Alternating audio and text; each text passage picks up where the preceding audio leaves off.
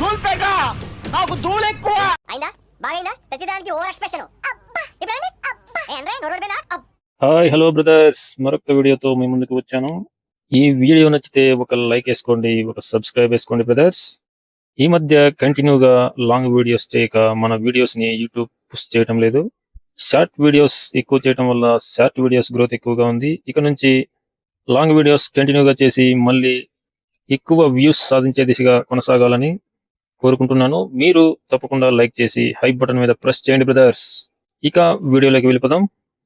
ఎవరైనా సరే వరుస బ్లాక్ బస్టర్స్ కొడతారు, కానీ మనం శరణం అంగుళం మాత్రం వరుస డిజాస్టర్స్ కొట్టాడు.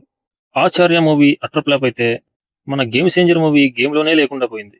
ఇక ఈ పొద్ది మూవీ చూస్తే అర్థం పర్థం లేని స్క్రీన్ ప్లే, అర్థం పర్థం లేని డైలాగులు, పెద్ది అని సావదబ్బుడు.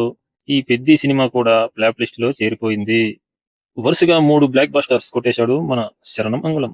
సారీ, 3 వరుస ఫ్లాప్ సినిమాలు. ఫేక్ పోస్టర్స్ లో మాత్రం హిట్ కొట్టించుకున్నాడు మన శరణమంగళం. పెద్ది మూవీ 450 కోట్ల గ్రాస్ వస్తే తప్ప హిట్ అవ్వదు, కానీ ఇక్కడ ఫైనల్ రన్ పూర్తి అయిపోయింది. ఇప్పుడు కొత్త సినిమాలు వచ్చేసరికి మన పెద్ది మూవీ ఫైనల్ రన్ పూర్తి చేసుకునేసింది. ఇప్పుడు డెఫిసిట్లు పడుతున్నాయి. అంటే ఫైనల్ రన్ కంప్లీట్ అయిపోయింది కాబట్టి 450 కోట్ల గ్రాస్ కాను 330 కోట్ల గ్రాస్ తో సరిపెట్టుకోవాల్సి వచ్చింది మన రామ్ చరణ్ అంగుళం. ఈ మూవీ కూడా ఫ్లాప్ లిస్ట్ లో చేరిపోయింది. అంటే అర్థం చేసుకోవాలి, వరుసగా 3 అట్టర్ ఫ్లాప్ మూవీస్. మన రామ్ చరణ్ అంగుళానికి ఖగోళం స్టార్ అనే బిరుదు ఇచ్చారు, కానీ ఆ బిరుదుకు తగ్గట్టు పర్ఫార్మెన్స్ మాత్రం చేయలేకపోతున్నాడు. ఏదో తెలుగు రాష్ట్రాల్లో అలా ఇలా కొద్దిగా కలెక్షన్స్ వచ్చాయి, కానీ బయట మన ఖగోళం స్టార్ అని బిరుదు పెట్టుకొని ఖగోళంలో మాత్రం కలెక్షన్స్ లేకుండా పోయాయి. కేరళ, తమిళనాడు అయితే మన పొద్ది మూవీని దేకేవారే లేరంట పాపం. అక్కడ పోస్టర్ ఖర్చులు కూడా రాక పోస్టర్లు కూడా అతికించలేకపోతున్నారంట. బేసిక్ గా నాకు కొంచెం తొందర, అన్నిటికీ 10 సెకండ్స్ ముందర, దాంతో నా బతుకంతా చిందర.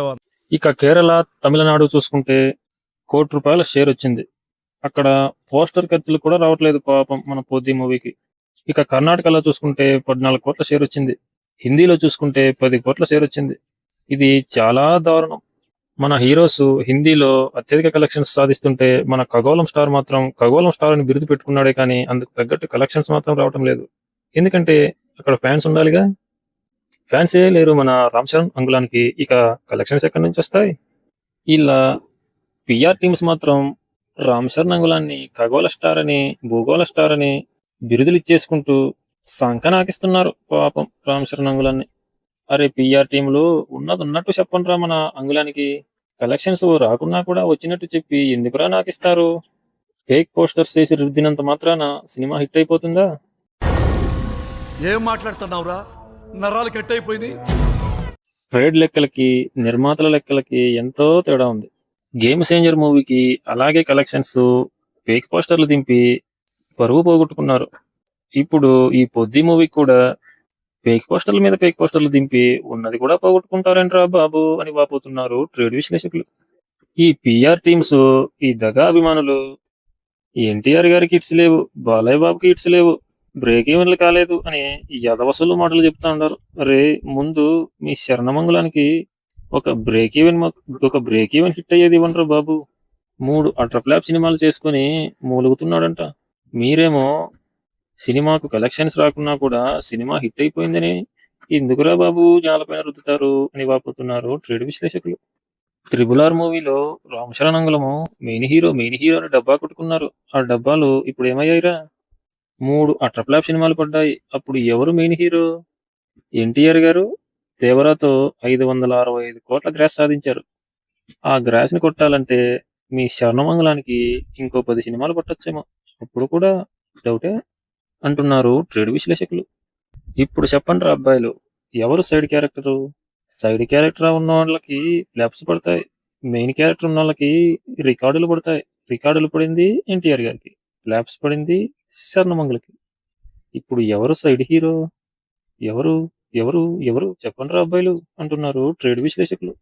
ఎలాగో పెద్ద మూవీ సాప్ చుట్టేసింది, అట్టర్ ఫ్లాప్ లిస్ట్ లో చేరిపోయింది. 450 కోట్ల గ్రాస్ రావాల్సింది 330 కోట్ల దగ్గర ఆగిపోయింది. వాటికి ఎంత లాసు? మీరే కామెంట్స్ చేయండి. ప్రమోషన్ ఖర్చులు కూడా ఒకే అంటున్నారు ట్రేడ్ విశ్లేషకులు. మొత్తానికి పొద్దుని ఎంత లేపినా లెగకుండా పోయింది పాపం అంటున్నారు ట్రేడ్ విశ్లేషకులు. ఇప్పుడు ఏమి చేస్తారో ఈ పిఆర్ టీమ్స్, దగా అభిమానులు. ఎన్టీఆర్ మూవీని దేవరానే కొట్టలేకపోయారు. ఇక నెక్స్ట్ వచ్చే డ్రాగన్ మూవీని టచ్ కూడా చేయలేరు. డ్రాగన్ మూవీ ఖచ్చితంగా 2000 కోట్లలో చేరిపోతుంది. మన రామ్ చరణ్ సారు దేవరా మూవీ కలెక్షన్లే దాటలేదు. ఇక డ్రాగన్ మూవీ అంటే మీ ఊహకే వదిలేస్తున్నా. శరణం సారు, శరణం సారు. పిఆర్ టీమ్స్, ఈ దగా ఫ్యాన్స్ కొంతమంది లేపడమే గాని ఇక్కడ లేవలేదు పాపం అంటున్నారు ట్రేడ్ విశ్లేషకులు.